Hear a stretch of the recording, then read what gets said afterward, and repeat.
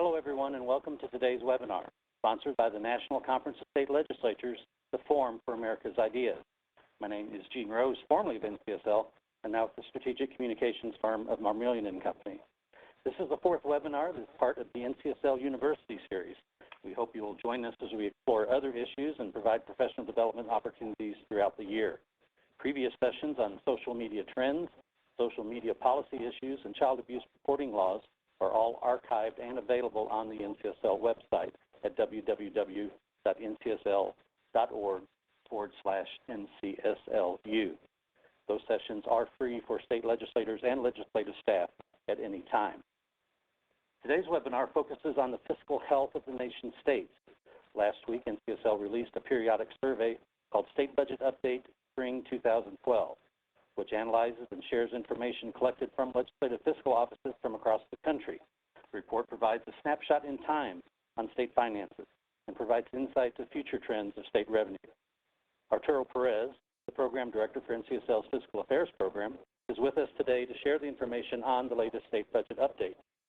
His summary and presentation of the report will last about 25 minutes, and then we'll open up the rest of the hour for your questions.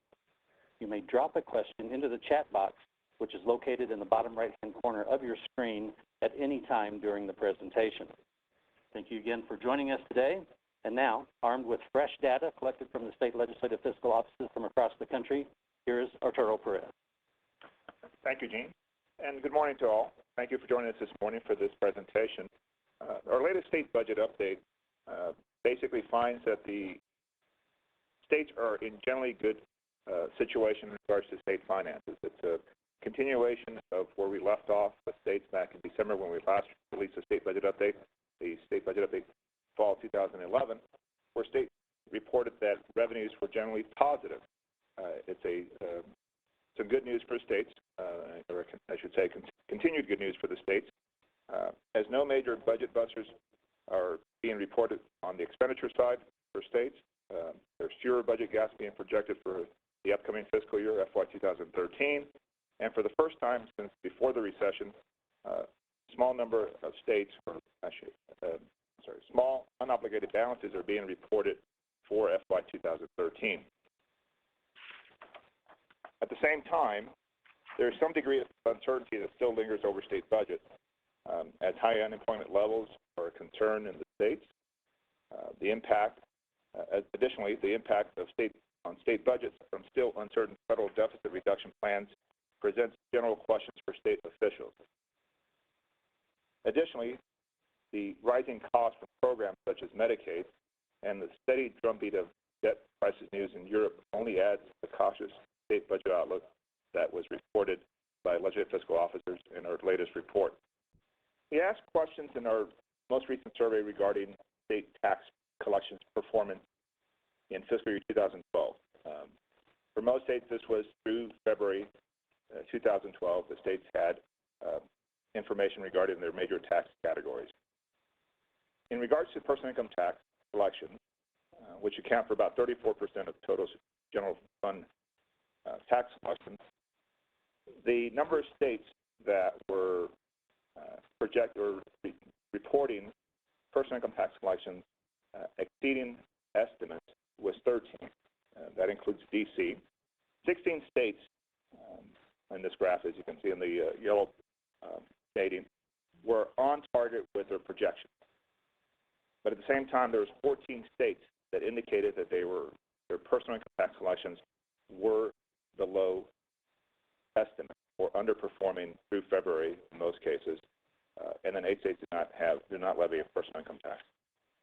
So at the same time, again, the majority of states are still in a situation where they are reporting personal income tax collections above or on target with projections, and 14 that were under estimate. In regards to general sales taxes, which account for about 32% of total general fund tax collections, the picture is a little bit brighter. That is to say, 23 states and D.C. indicated that general sales tax collections through February, in most cases, were above estimate.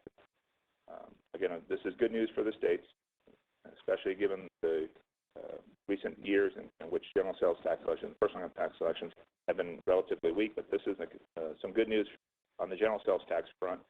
16 states also indicated that they were on target with their general sales tax collections through the end of February.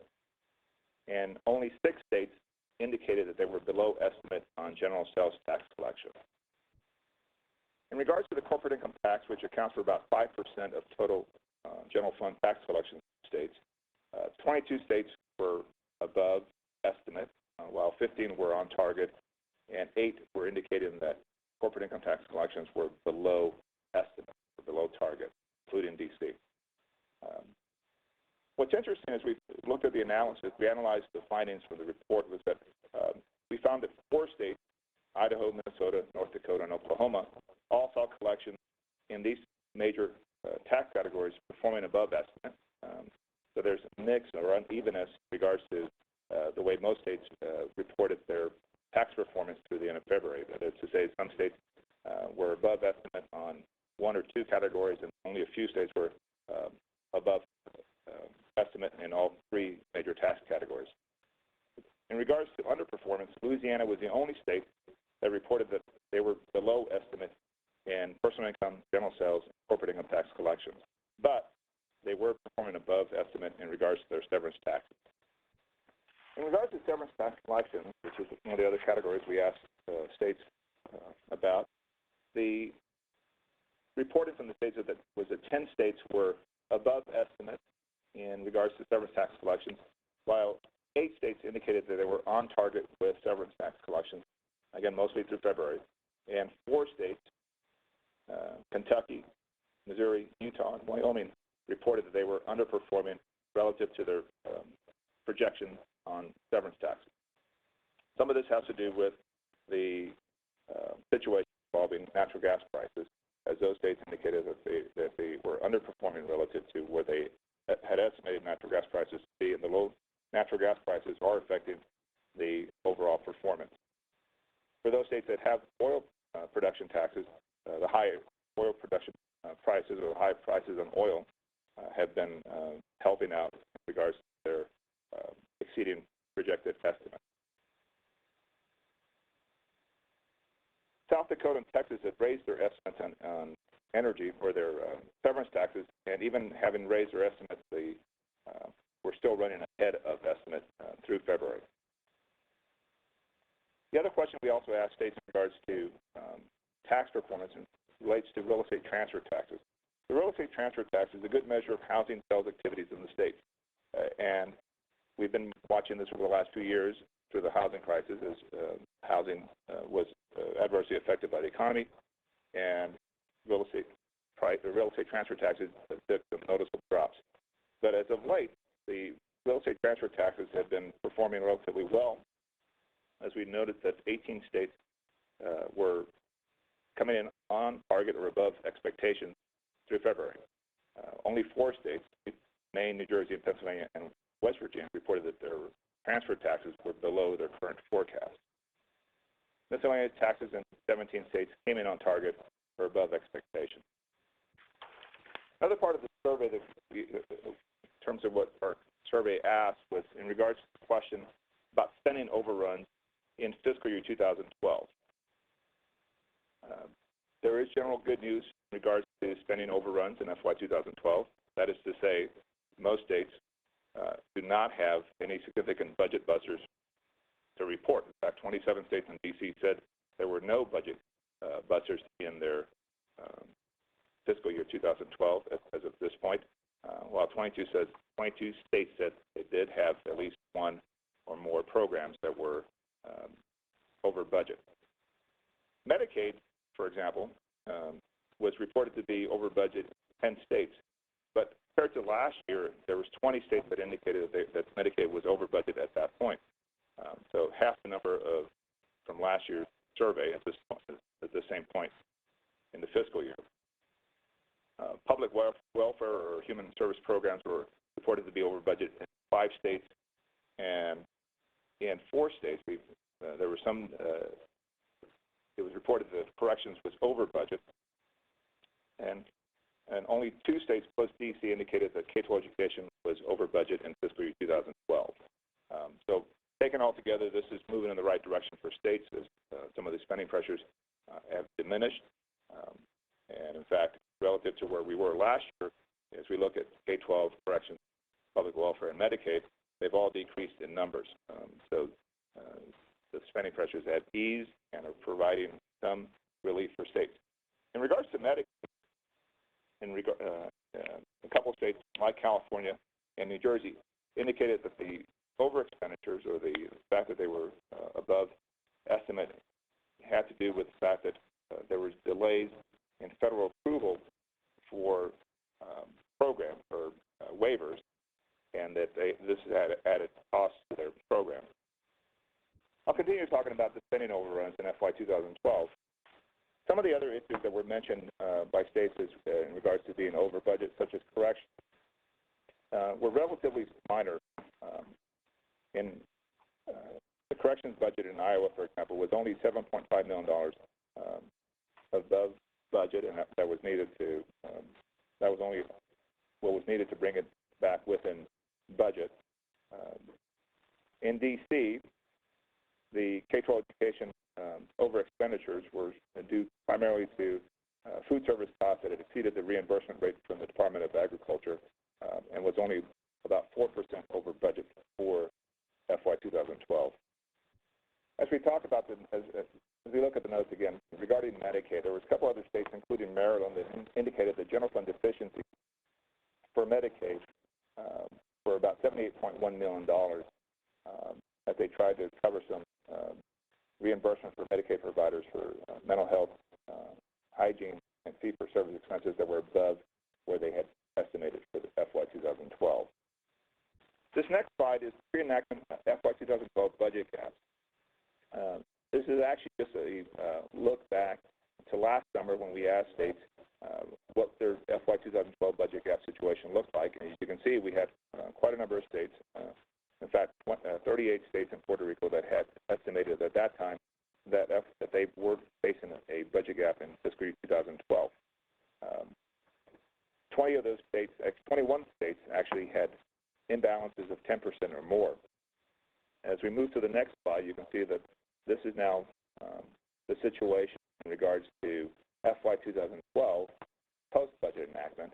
The situation is much improved in regards to budget gaps that had developed since July 1st in most cases. Again, that's where FY2012 begins for 46 states. But when asked the question, have any budget gaps developed, or has a budget gap developed in FY2012, your current fiscal year, since the budget began, the numbers of states that have reported a shortfall or experiencing a budget gap since the beginning of the fiscal year tallied only 9 states, totaling about $6.8 billion altogether.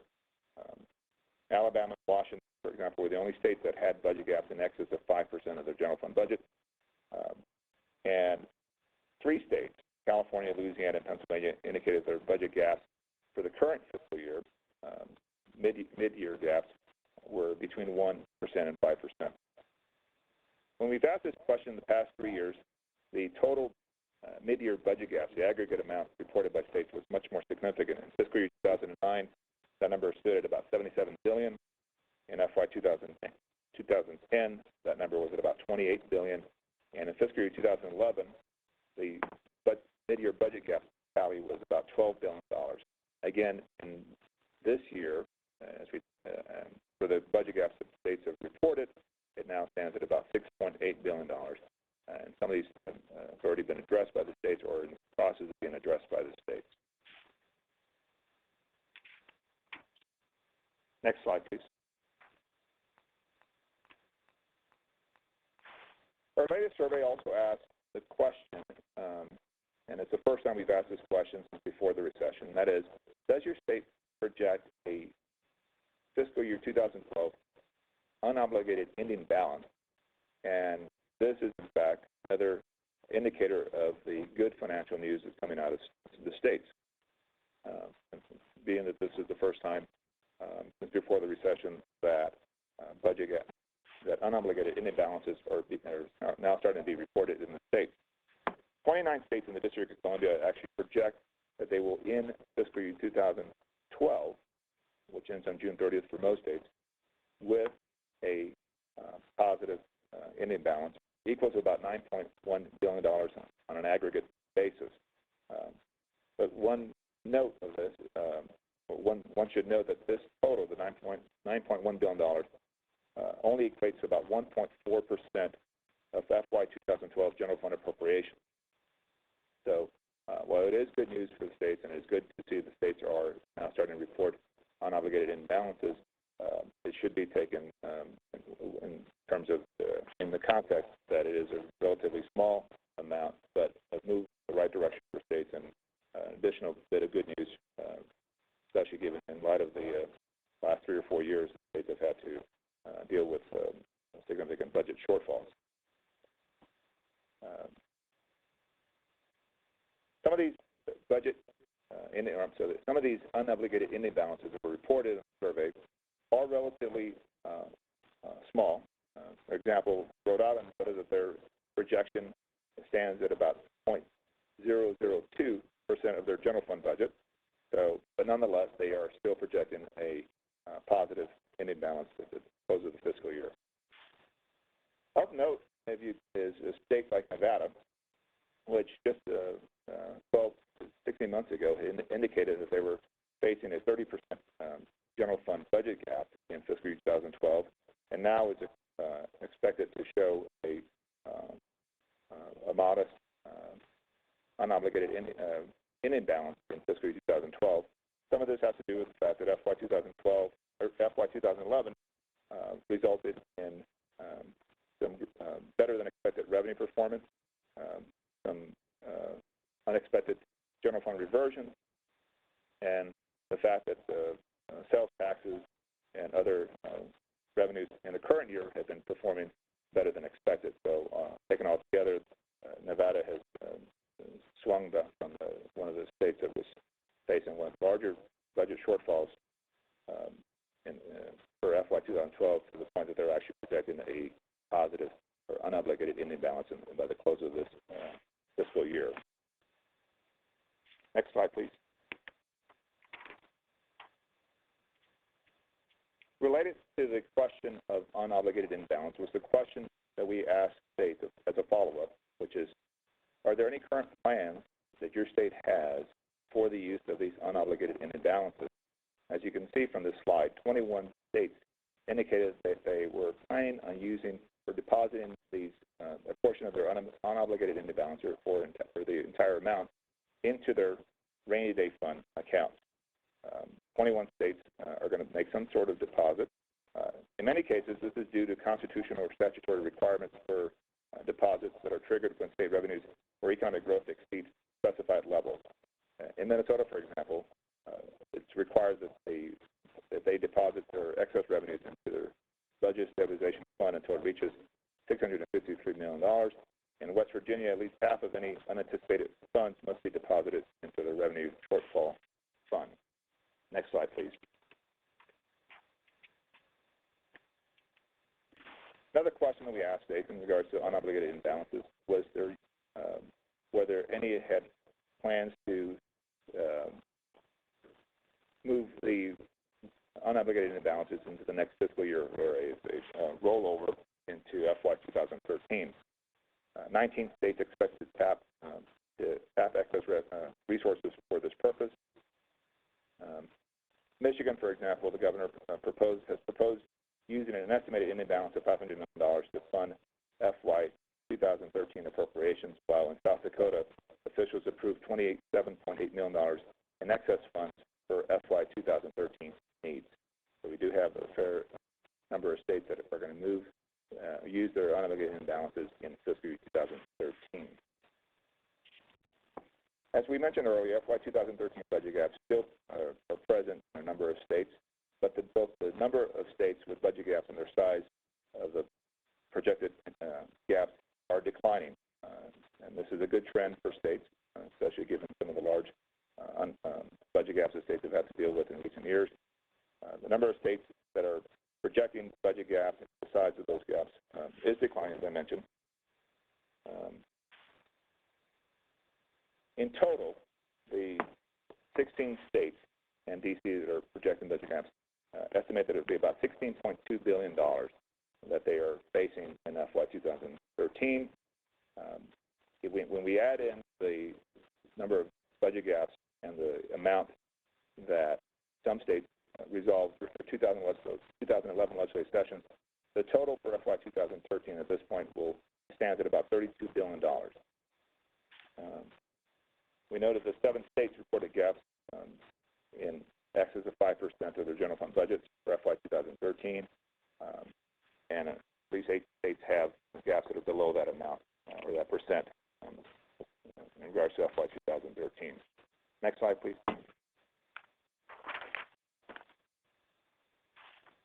This slide shows the cumulative state budget gaps that going back to FY 2002 and all the way up to the projected amount in FY 2014. As you can see, the slide shows the level of budget gaps that states dealt with following the 2001 recession and the economic impact that it had on states. And then the bars on the right side of this slide indicate the degree to which states have had to deal with budget gaps as a result of the Great Recession and post, and also during the recovery, including the amount that is now for FY 2013 stands at about $32.2 billion. Half of that, as I noted, has been addressed or was addressed by states during their 2011 legislative session, mostly by states that have biannual budgets. So again, the trend is a positive trend as both the number of budget gaps, the number of states reporting budget gaps, and the aggregate total continues to diminish, but nonetheless still presents a challenge for a number of states in the current year. Next slide, please.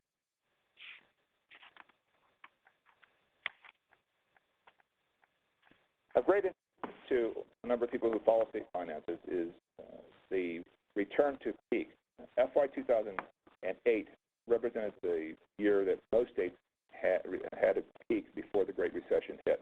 That is to say, about 42 states noted that FY 2008 was the peak year for general fund revenue collection. And our latest survey asked the question, when do you expect your state to return to peak revenue collection?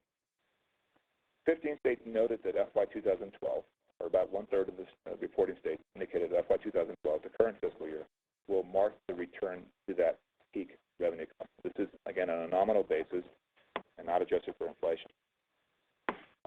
You can see that a number of other states noted that their return to peak will occur in the upcoming fiscal year, FY 2013, FY 2014, a few states in FY 2015, and still states not projecting a return until FY 16 or later.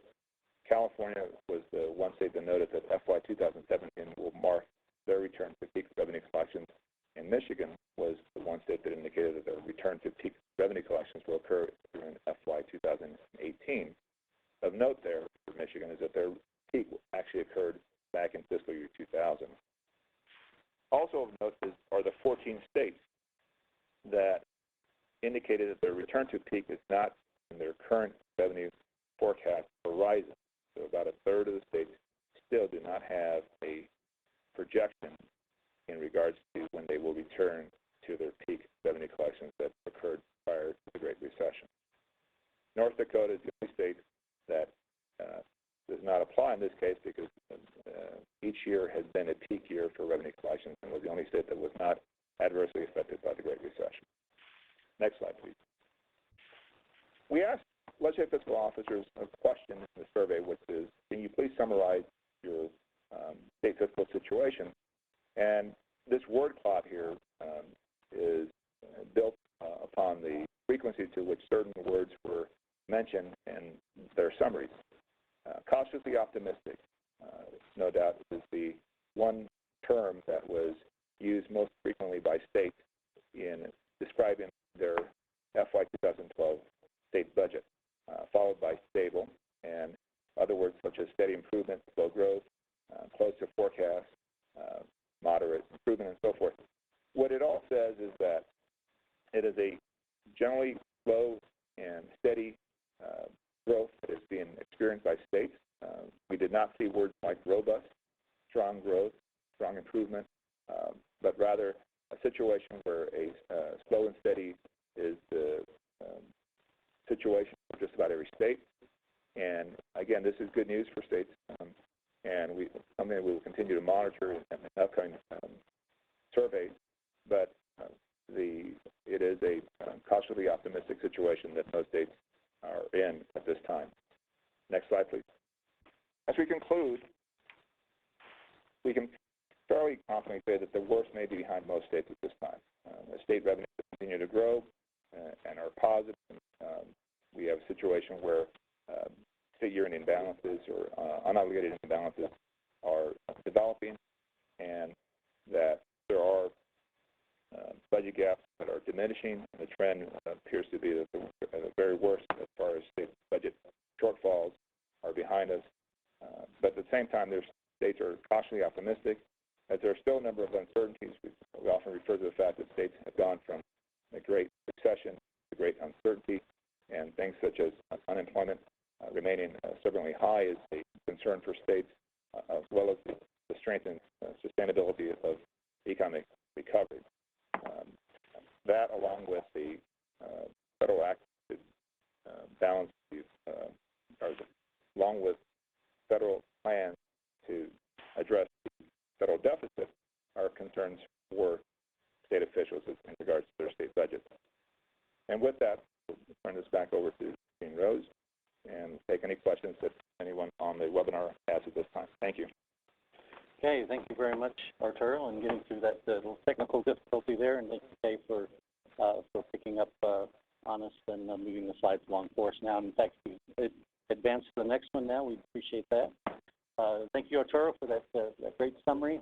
And again, there's some resources that are available there for you to get additional information and have direct access to the report. And if you could go to the next slide, Kay, please. So now it's time to take your questions. Again, we encourage you to submit your questions via the chat box, which is located in the bottom right-hand corner of your screen, and we'll start taking some of those questions now. So Arturo, looks like the first one we have that comes in concerns California. What percentage of the cumulative new budget gaps for FY2012 is attributed to California? The mid-year 2012 budget gaps that were reported by the states, again, is 60% of that, total, or $4.1 billion of that, is just California. And so that is to say that the budget gaps that were reported by the states, California's total is 60% of what states are reporting as far as new budget gaps that have opened up since July 1 of this past year. Thank you. And in terms of California, Arturo, big states like California, Texas, and New York, what kind of impact do they have on the overall reports like this, and how much does that influence the report overall? The large states tend to can have some impact, but at the same time, it really varies. We've got states like Alaska that can influence the year-end imbalance figures for states, as they do have a very large budget reserve. But at the same time, we often do look at states like California because they can influence the overall numbers, as noted here with the just the size of the budget gaps that have developed in fiscal 2012. Okay, thank you. So our next question concerns the 2001 recession. How does the number of states projecting unobligated ending balance compare to the rebound from the 2001 recession? It's actually fairly similar. Midway through 2004, it was a situation where states were just coming out of the 2001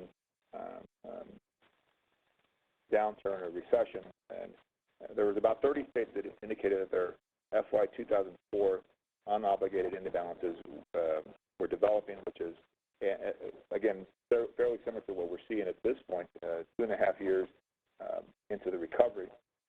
And it's a situation that we look back at those numbers that they were fairly modest at that time, much as we see the modest unobligated ending balances that are developing in the states at this time as well.